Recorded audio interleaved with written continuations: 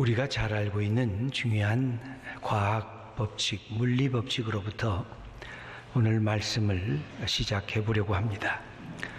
우주의 질서를 유지하는 물리 법칙 두 가지 중에 첫 번째 법칙은 에너지의 총합은 일정하다 하는 에너지 보존의 법칙입니다.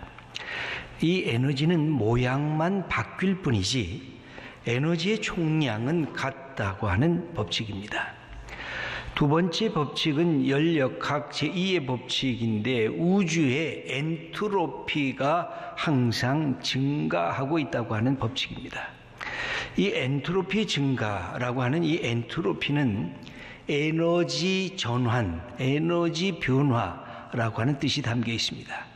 다른 말로는 무질서의 증가 법칙이라고도 할 수가 있습니다. 자연계에서 이 에너지가 어떤 방향으로 움직이는가, 이것이 엔트로피의 증가에 아주 직결되어 있습니다.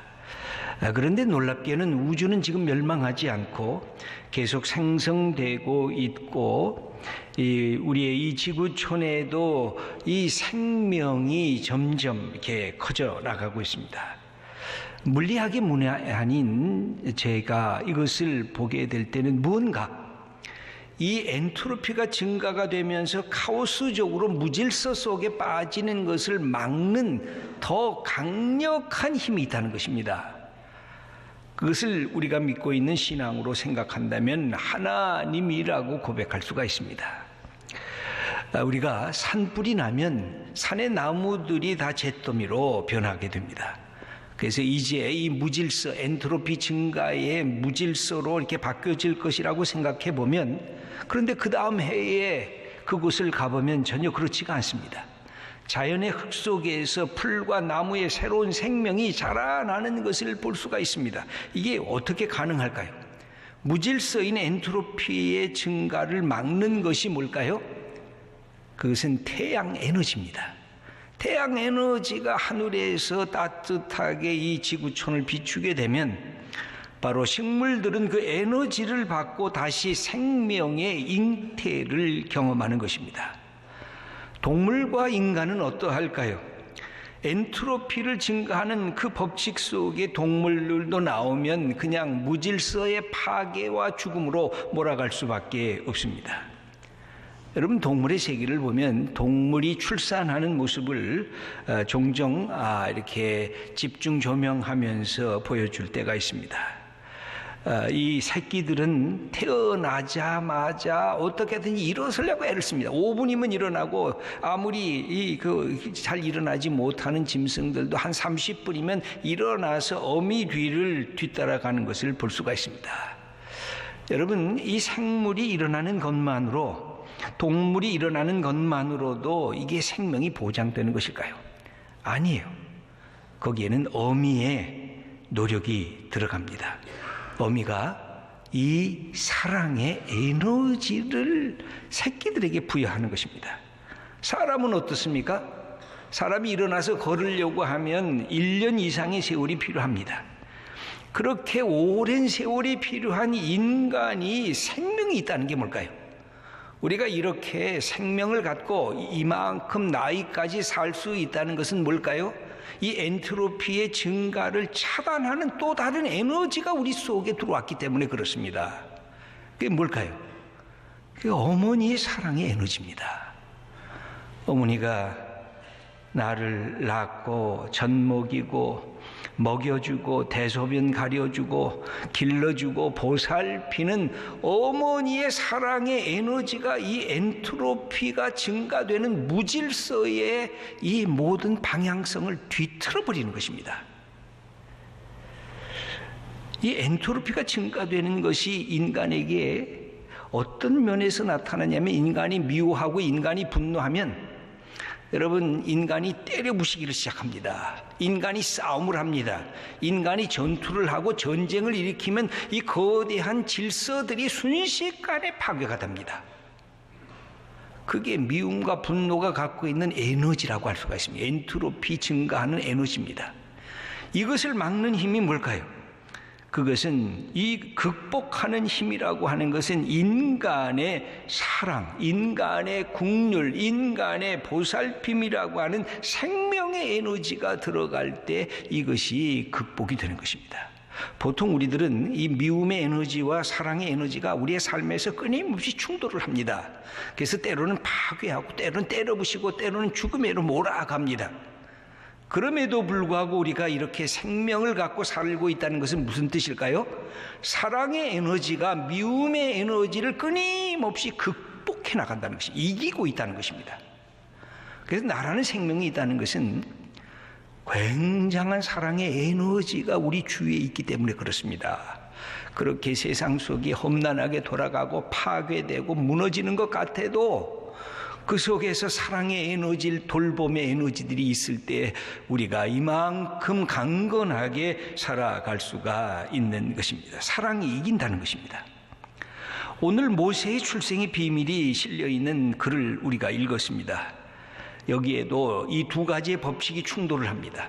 미움과 분노, 엔트로피의 무질서와 파괴와 카오스적인 힘이 넘치는 그런 애굽의 권력자인 바로의 힘과 전혀 기대할 수 없는 한 여인, 어머니의 사랑의 힘이 충돌하고 있습니다.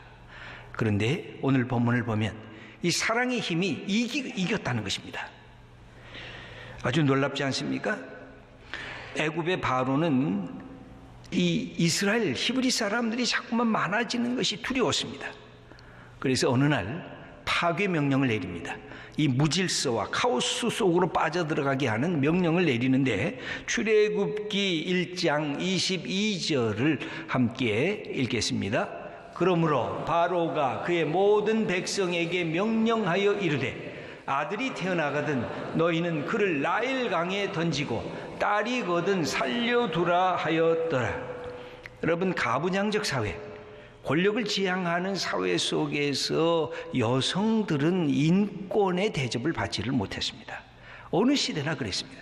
힘을 가지고 권력을 가지고 가부장적인 사회 속에서 여인들은 인간이 아니라 사회적 가치, 가족의 재산적 가치에 머무르고 말았습니다. 그러므로 여인들은 죽이지 말라는 것입니다. 딸들이 태어나면 그대로 놔두라는 것입니다. 그러나 남자들은 그렇지 아니했습니다. 다른 민족, 다른 가치관, 다른 인생관을 가진 남자들은 또 다른 남자들이 볼 때는 적대자들입니다. 원수들입니다. 같이 함께 있을 수 없는 사람들입니다. 그래서 그들을 노예로 삼고 종으로 뿌리든지 아니면 아예 죽여버려야 되는 것입니다. 반란의 씨앗을 원초적으로 끊어버리라. 이것이 권력지향적인 사회 집단에서 일어나고 있는 일들입니다.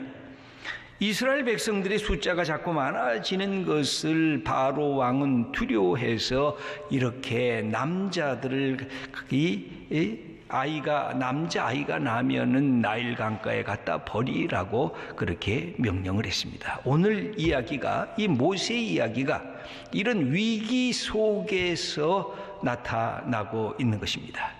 그런데 현실적인 모세가 살아남을 가능성이 제로 포인트였습니다. 왜? 모든 이 자녀들 중에 남자들은 죽여야 됐기 때문에. 그런데 한 여인의 사랑, 한 여인의 그 국률, 여인의 지혜, 여인의 용기에 의해서 모세라는 인물이 생명의 자리로 보존되는 것입니다. 여러분, 우리 인생에 많은 것들이 그렇습니다.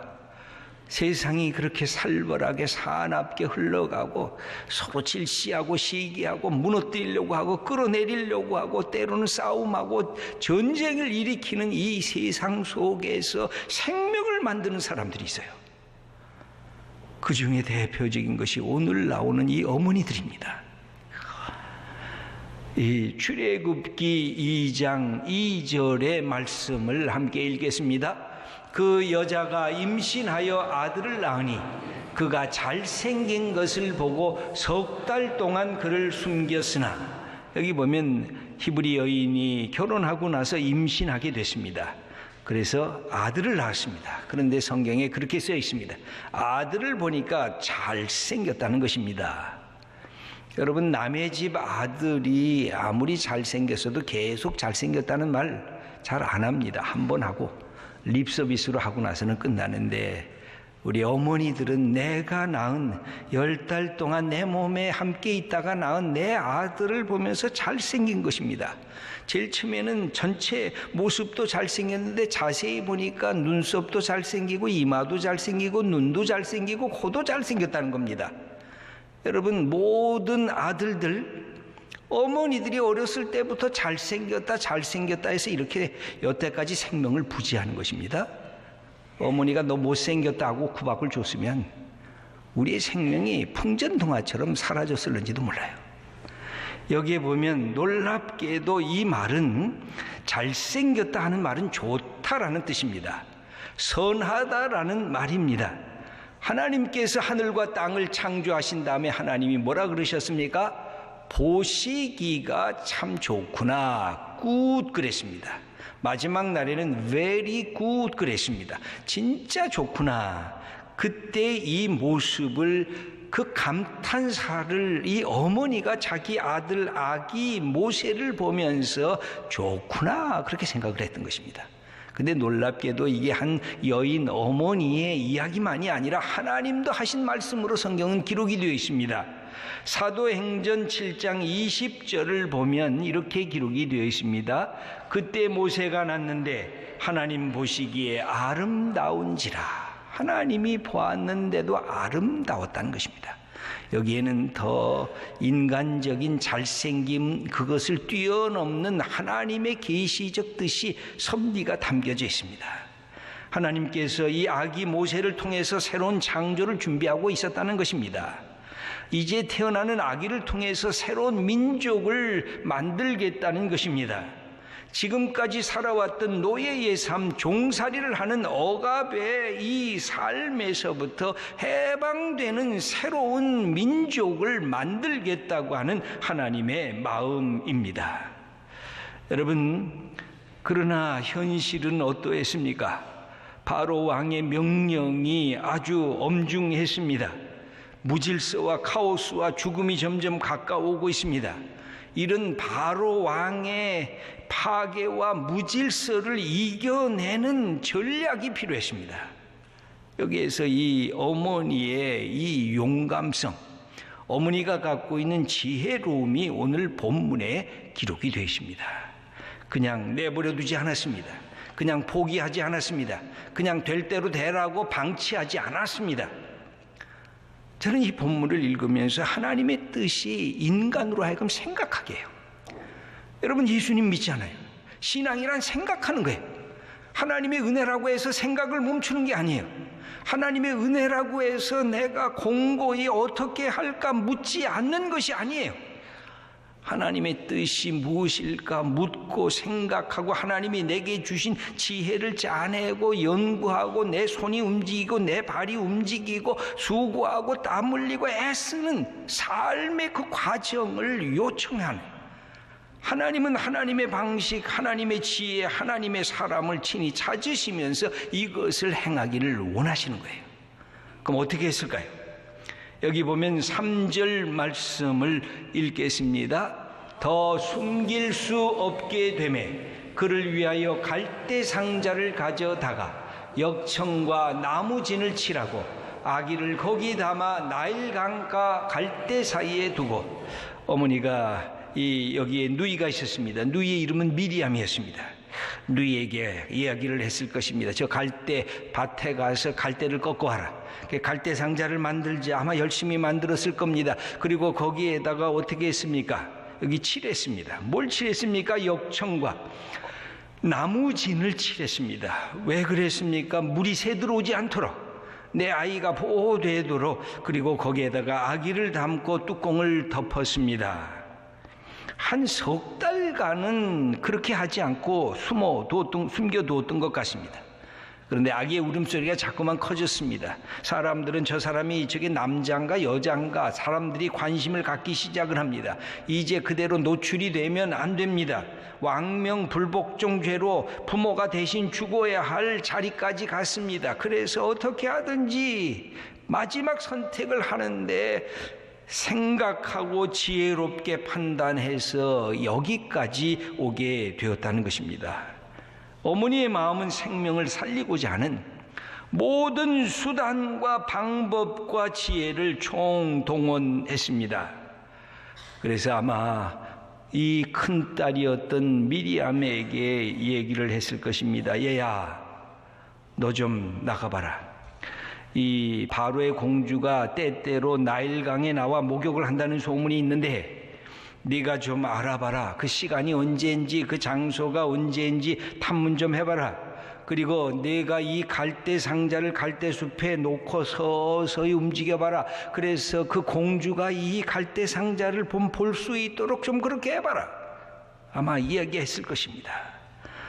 그래서 성경은 그렇게 말씀을 합니다.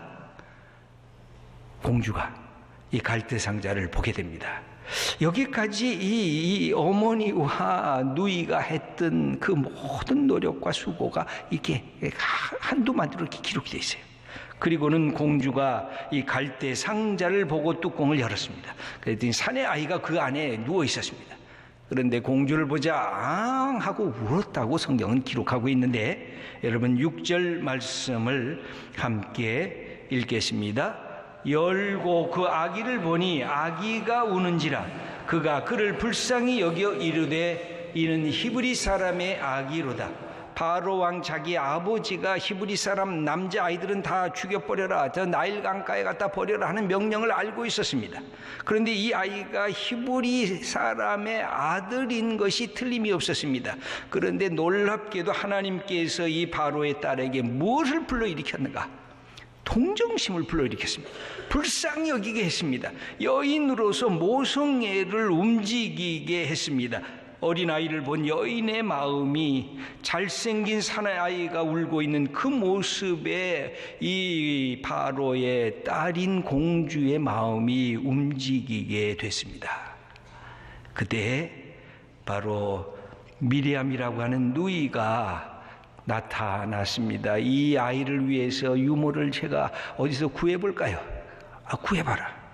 그러면서 이 본문에 의하면 모세가 바로의 공주의 아들이라는 칭호를 받으면서 자라나게 됐다는 그 말씀이 기록이 되어 있습니다. 아기 모세는 제일 처음부터 유유자적하게 등장한 것이 아니었습니다. 위기 속에 등장했습니다. 살아있을 가능성이 없는 자리에서 죽음의 벼랑까지 간 그 자리에서 이 아이가 생명을 얻게 됐습니다. 여기에 사랑이 있었습니다. 사랑의 에너지가 있었습니다. 어머니의 지혜, 어머니의 사랑, 어머니의 헌신, 어머니의 믿음이 있었습니다. 여성들의 모습들이 있었습니다. 용기 있는 여인들, 지혜로운 여인들, 생명을 살리는 여인들이 이 자리에 참여하면서 한 인간, 모세라고 하는 어린 아기, 아주 무능하고 연약한 아기에게 생명의 시간이 주어지는 축복이 허락된 것입니다. 여러분, 이게 모세만 그랬을까요? 저는 종종 그런 생각이 들어집니다. 살아있다는 게 뭘까? 이게 사랑의 작품이 아닌가? 사랑의 빛을 졌기 때문이 아닌가? 한 인간이 이만큼 살아있다는 것. 여러분, 우리 한 사람 한 사람의 삶의 이야기도 같습니다. 때로는 우리가 불평하고 불만하고 도대체 내 인생이 이게 뭔가고, 왜 안 풀려지는가고, 왜 장애물이 참으로 많은가고, 나는 왜 생각한 대로 일이 이루어지지 않느냐고 하나님 앞에 불평할 때가 있습니다. 여러분, 한번 다시 생각해 보십시다. 우리가 어렸을 때 내 모습과 지금의 모습이 얼마나 달라졌습니까? 내가 여기까지 올 것이라고 어렸을 때 예측을 했습니까? 상전벽해가 아닙니까? 여러분, 사실 우리의 삶에 어려운 점도 있었습니다. 저 자신도 그랬습니다. 예수를 믿기 전에도 그랬고, 예수를 믿으면서 한참 이것이 이해가 안 됐습니다. 제 인생이 마치 퍼즐 게임 같았습니다. 여기에 조각이 있는데 허연 조각이었습니다. 여기에 조각이 있는데 이게 시커먼 조각이었습니다. 시궁창과도 같았습니다. 이 두 가지 내 인생의 퍼즐 같은 이 사건들이 어떻게 연관이 된 것일까? 이것은 도대체 뭘까? 여러 조각들이 자꾸만 등장을 하는데 이것이 큰 그림으로 묶여지지를 않았습니다. 그런데 어느 날 예수님을 믿고 하나님 사랑하고 인생이 하나님의 사랑에 의한 도움으로 내가 살아가고 있구나 하는 사실을 깨닫게 되면서 그 조각조각 난 내 인생의 퍼즐 조각이 큰 그림을 그리면서 이렇게 만나기 시작했습니다. 이때 하나님께서 내 인생을 이렇게 인도하시려고 이때는 나를 어렵게 하고 나를 힘들게 하구나. 그 속에 하나님의 섭리가 보여지기 시작했습니다. 하나님이 나를 사랑하는 사랑의 역사가 깨닫게 되기 시작했습니다. 그러면서 하나님 감사합니다. 그때도 감사하고 저 때도 감사하고 지금도 감사하고. 사랑하는 귀한 성도 여러분, 포기해서 안 돼요. 그냥 무너져서 안 돼요. 자기 연민 속에서 스스로 빠져들어가서도 안 돼요. 모세가 갖고 있었던 모든 가능성이 다 없어졌을 때 사랑했던 사람들이 우리 주위에 있어요. 아니, 지금 내가 이렇게 생명을 갖고 있다는 것은 얼마나 내가 사랑의 빚을 지고 있는 존재인가를 명백하게 우리들에게 가르쳐 주는 거예요. 바울은 자기의 인생의 축복을 깨달으면서 에베소서 2장 10절에 우리에게 이렇게 가르쳐 줍니다. 우리는 그가 만드신 바라 그리스도 예수 안에서 선한 일을 위하여 지으심을 받은 자니 이 일은 하나님이 전에 예비하사 우리로 그 가운데 행하게 하려 하심이니라. 우리가 바로 하나님께서 만드신 작품이라는 거예요. 명품으로 만드셨다는 거예요. 이 세상에 유일무이한 진품으로 우리를 만드셔서 예수님 안에서 선한 일을 위해서 우리를 지어나가신다는 거예요. 우리가 아무것도 아닌 존재가 아니에요. 우리가 하나님이 사랑하시는 존재, 우리 속에 이만큼 생명을 주면서 나를 사랑하는 수많은 사람들의 도움을 통해서 내가 여기까지 오게 된 거예요. 여러분, 우리의 남은 인생을 어떻게 살아가야 될까요? 이 사랑의 빚을 내가 갚아야 돼요. 이제는 나도 남을 사랑해야 돼요. 생명의 사람이 되는 것, 용기 있는 사람이 되는 것, 지혜로운 사람이 되는 것, 하나님의 말씀 위에 내가 설 수 있는 사람이 되는 것, 그런 사람이 되었으면 좋겠어요. 여러분, 이 세상은 점점 카오스적으로 가게 돼 있어요. 미움과 분노가 그렇게 가고 있어요. 엔트로피가 점점 많아지고 있어요. 그런데 태양 에너지가 다시 살리듯이 우리의 예수님의 사랑의 에너지가 다시 우리의 공동체들을 생명을 줄 수가 있어요. 이런 하나님의 사람들로 우리 한 사람 한 사람 주님의 은총과 사랑을 받는 하나님의 사람 다 되시기를 축원합니다.